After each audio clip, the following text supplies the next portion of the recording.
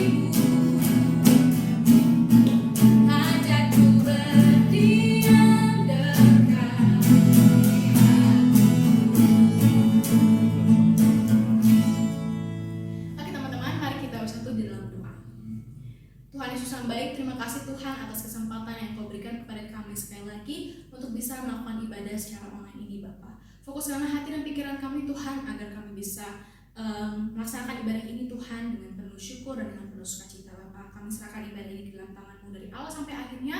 Hanya di dalam nama Tuhan Yesus kami telah berdoa dan mengucap syukur. Amin.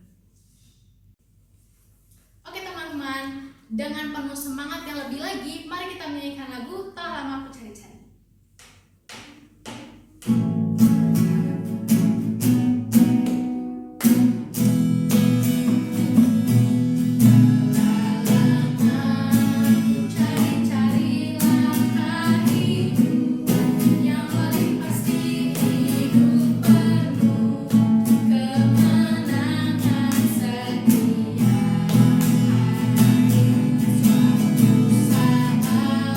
Yesus pamit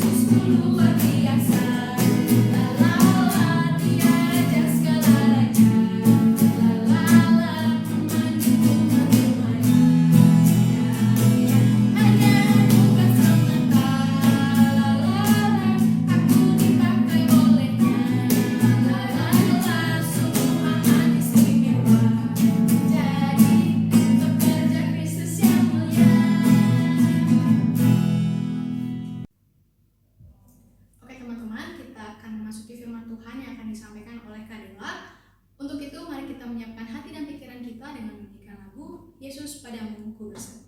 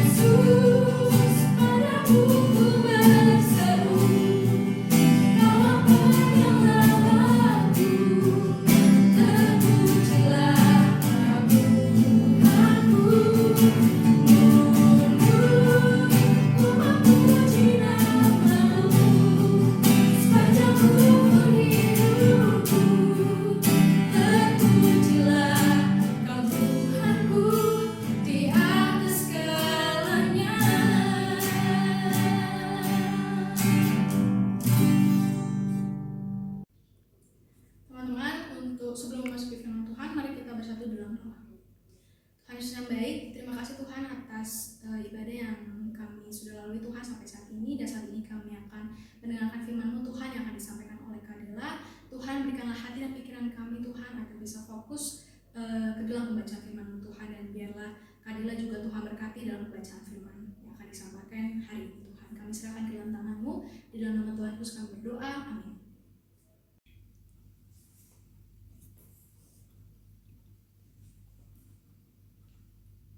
Selamat pagi adik-adik, gimana nih kabarnya? Pasti baik-baik aja kan di rumah? Oke, pada pagi hari ini pembelajaran firman Tuhan adalah mengenai ready stress to progress. Siapa yang di sini nggak pernah stres? Pasti semua dari kita pasti pernah stres kan? Entah itu stresnya ringan kah atau stresnya bahkan berat kah? Gak usah malu sih untuk ngakuin itu, karena stres itu bagian dari realitas hidup alias manusiawi lah ya. Nah, ketika kita menghadapi persoalan stres ini, sepertinya nggak ada jalan keluar atau menghadapi kenyataan yang tidak sesuai dengan keinginan kita. Atau saat kita benar tapi selalu disalahkan. Tak ada seseorang di dunia ini yang tidak pernah stres. Sekarang aku bakalan menghubungi salah satu teman kita, Utin. Oke, mari kita hubungi Utin. Halo Tin. Halo Adela. Aku mau nanya boleh gak? Boleh, silahkan. Kamu pernah nggak sih ngerasain stres? Kalau stres pasti pernah sih.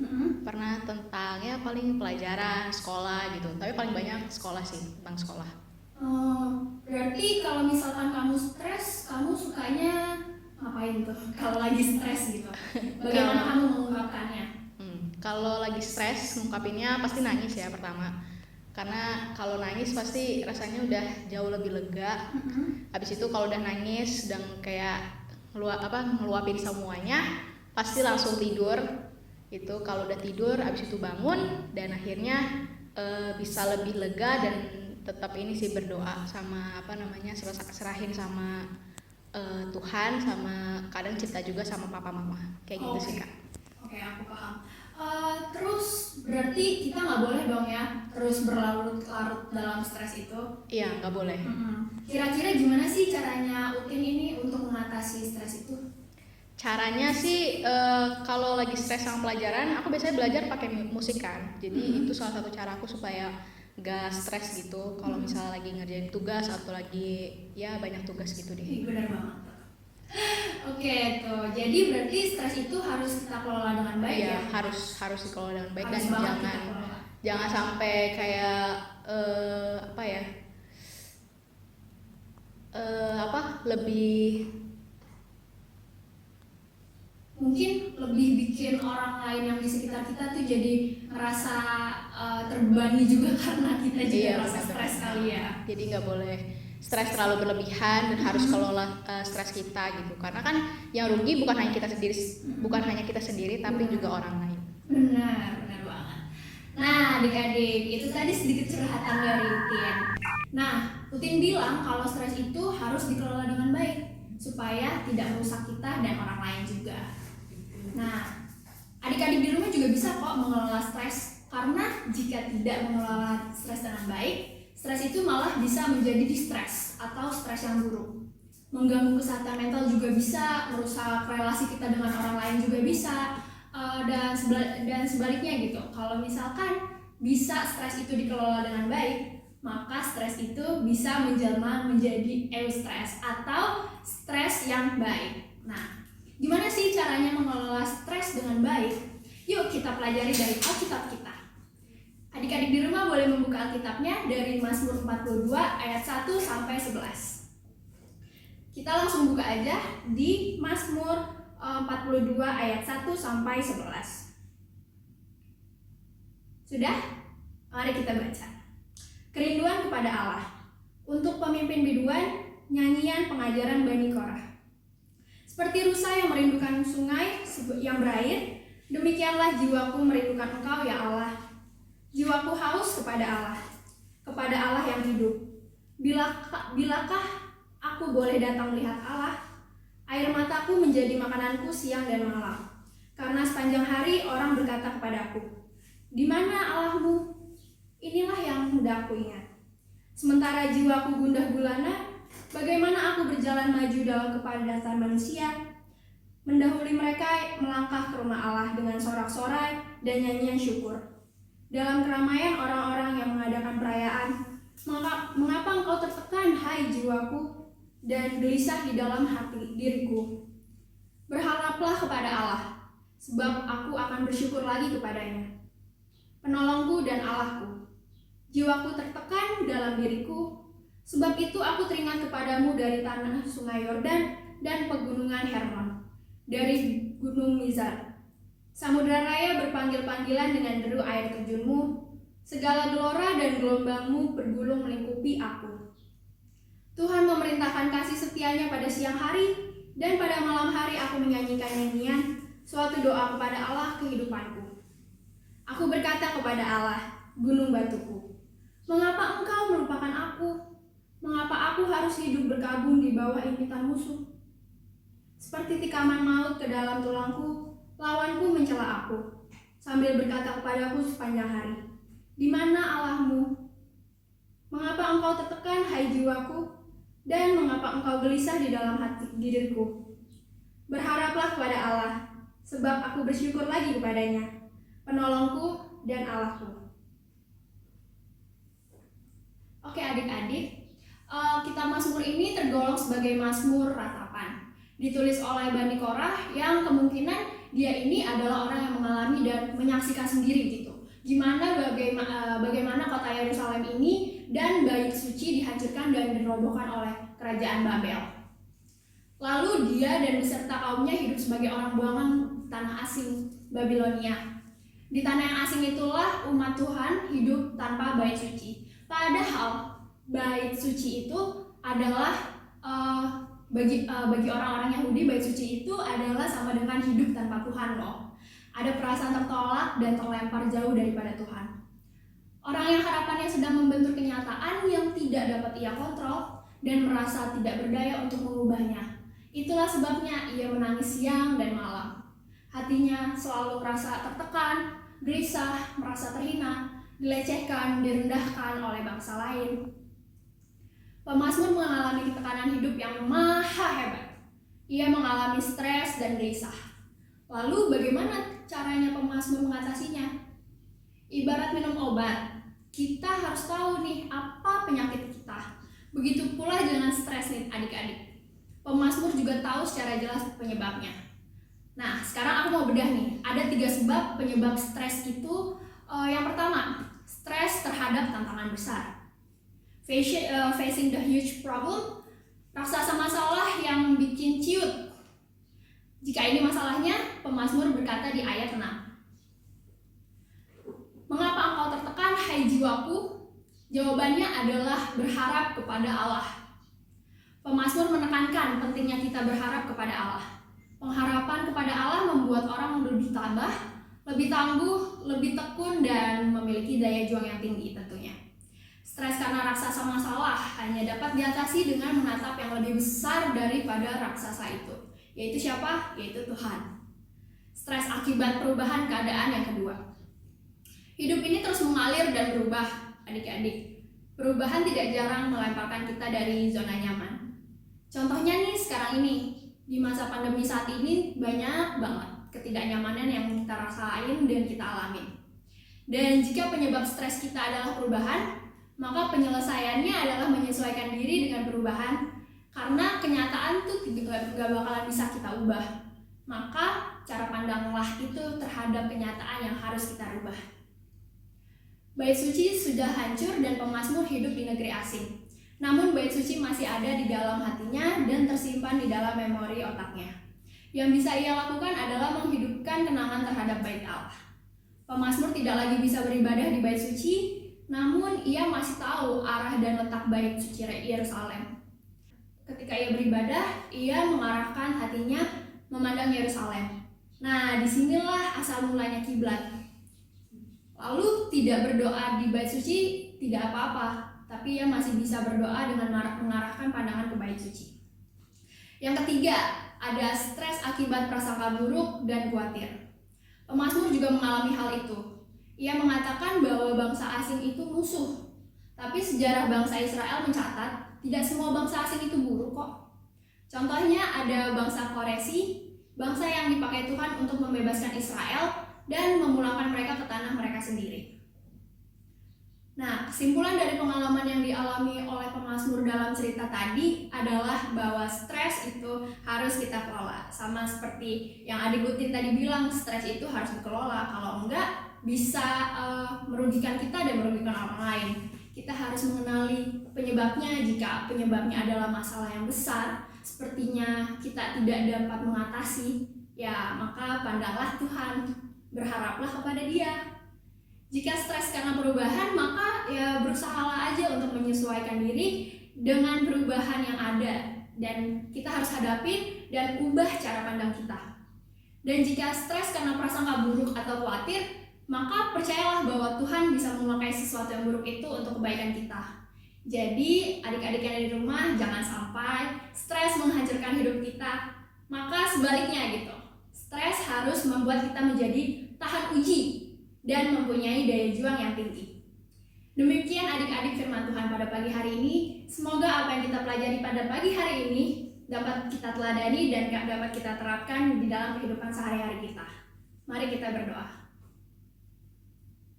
Bapa yang baik, terima kasih Tuhan Yesus, terima kasih Roh Kudus, terima kasih atas penyertaan Tuhan sepanjang minggu ini Tuhan. Kami mengucap syukur dan terima kasih juga karena hari ini kami boleh mendengar sedikit daripada kebenaran firman Tuhan. Kiranya Tuhan apa yang boleh kami dengarkan pada pagi hari ini boleh menjadi rema dalam kehidupan kami Tuhan. Walaupun setiap kami mempunyai masalah, kami boleh mengalami stres, kami mengucap syukur Tuhan karena kami boleh merasakan itu.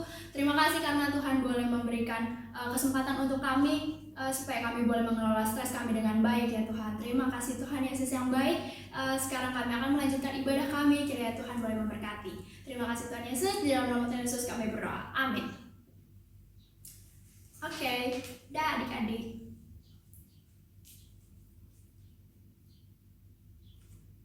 Sampai ketemu.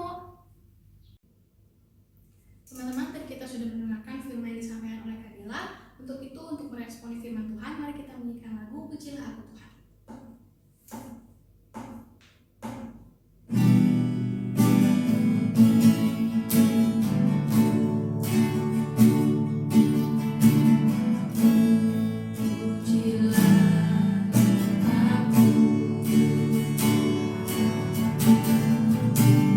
Cobalah aku